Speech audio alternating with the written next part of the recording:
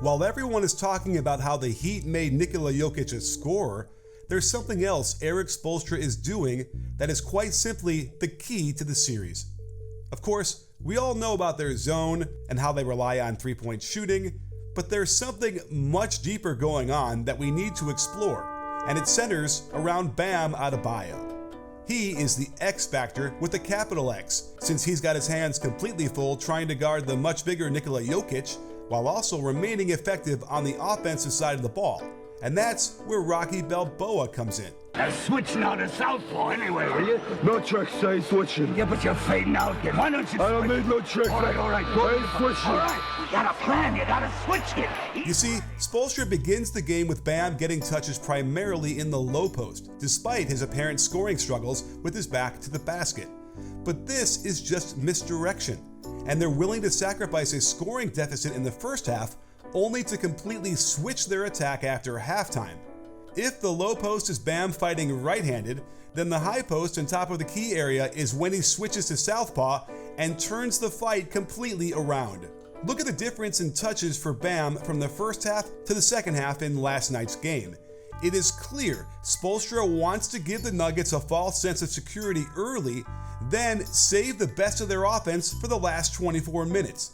This is played out for the entire playoffs for the Heat, as evidenced by these in-game splits. The offense continually gets better from quarter to quarter until they destroy you in the fourth. These stagnant low-post possessions are reserved for the first half, where they force a size mismatch with a quick ball screen, but we've seen enough evidence that this is not Bam's strong suit. Even when they get some weak side movement when Murray doesn't call a switch onto his man, Brown is there to knock this pass away into a turnover. But without Butler on the floor and the Nuggets taking control, they must have felt this was their best chance at scoring, and this is where it felt like a Denver win was inevitable. In my mind, the best part of the Heat's offense is when they utilize the pocket pass. When the gravity of the ball handler shifts the defense, then they slip the pass to the roll man with some speed going to the hoop. After Strus had hit a bunch of threes, the handoff sucks both defenders to him, and Bam gets a good look from 12 feet away to cut the lead to 6.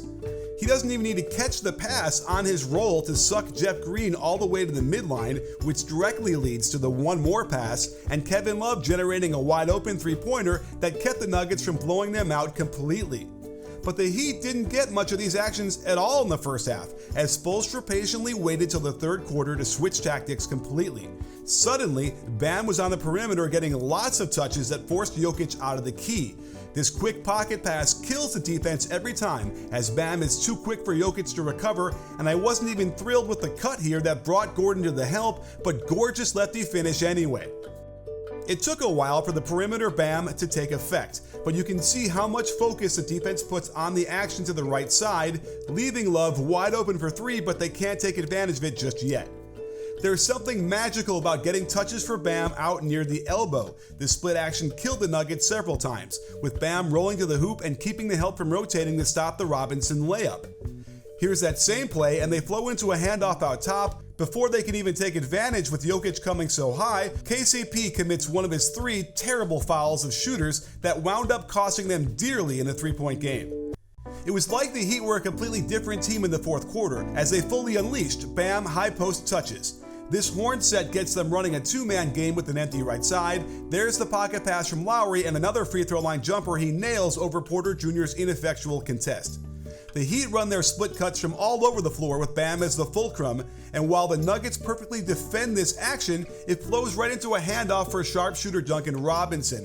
Just check how the slip by Bam to the hoop lures Aaron Gordon in a step, which could be the only reason Jimmy even got this shot off, but Butler gets all the credit for making it.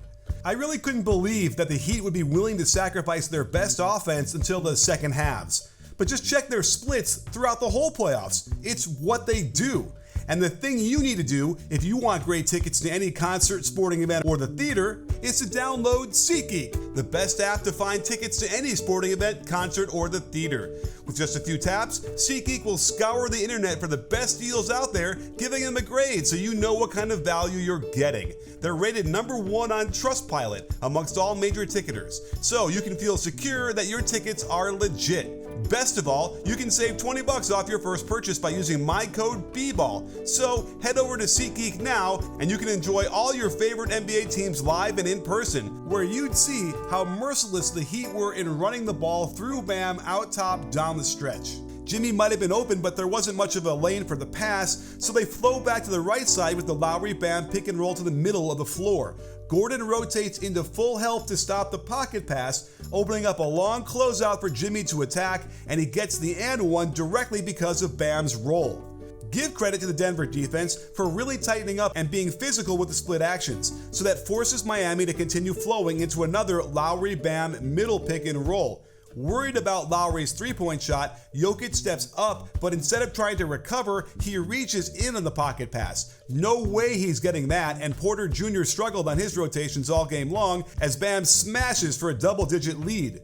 The Heat did struggle down the stretch, even though the high post touches and pocket passes to Bam were still there. They took too much time to start the possession, and they still had a wide open Jimmy, but Bam inexplicably tried to dribble it first with 2 seconds in the shot clock. He had to rush it and threw it out of bounds. And they finally caught the Nuggets yet again screwing up a switch on the split screen, but Bam can't get the pass by the outstretched arms of Joker, slamming it off the backboard, ruining the best chance they had at a score, as the offense on this possession never got back into a flow. The defense easily contains this drive, and it leaves Lowry to burp up a long, tough one over the contest. And while this wasn't a high post touch by Bam, it was the inside pick and roll pocket pass that forced the rotation and KCP to take the foul and put him on the line, where he hit both clutch free throws. Coach Spoelstra was asked how they were able to turn Jokic into a scorer instead of a passer, and he had a curious answer. That's ridiculous, it's just, that's the untrained eye that says something like that. This guy's an incredible player. Twice in 2 seasons he's been the best player on this planet. You can't just say, oh, make him a scorer. That's not how they play. They have so many different actions that just get you compromised. But is that true? Is there nothing you can do to limit his passing? I mean, look at the difference from game 1 to game 2, and then look at his field goal attempts. Clearly something happened to make Jokic be more aggressive hunting his shots, right? Well, there was some evidence that they weren't going to help much on his post-ups, eliminating any kickouts or cuts that Jokic could find assists to. One big reason he got so many assists in game 1 was because of the mismatches Aaron Gordon could find. With Spoelstra starting Love, suddenly those types of plays were not readily available. But another way the Nuggets found 3 of his prettier assists in game 1 was running horns and getting Jokic high post touches. I love how they quickly find the backdoor cut for Murray out of this alignment when Vincent gets caught on the wrong side. And they can get the same idea with Murray out top to start, then rubbing off the Gordon back screen that earned a slam dunk and another dime for Jokic. But the Nuggets never ran horns one time in game 2, not once. Mike Malone is going to have to explain that one, folks. Now, dig deeper and you'll see Jokic only increased his field goal attempts in the first and third quarters.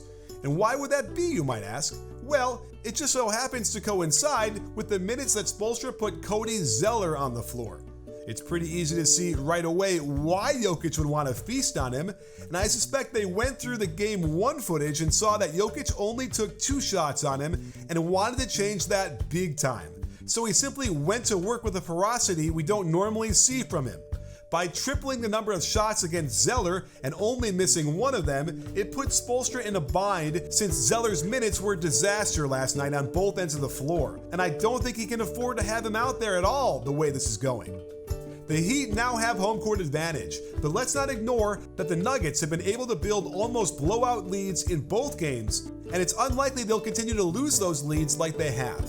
And had it not been for KCP's silly fouls that led to 8 unnecessary points, plus this extremely strange offensive foul call on Jokic, the outcome might have been different anyway.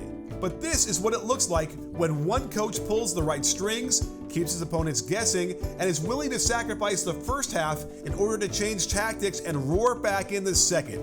If he can keep this up, then we can't count out the Miami Heat.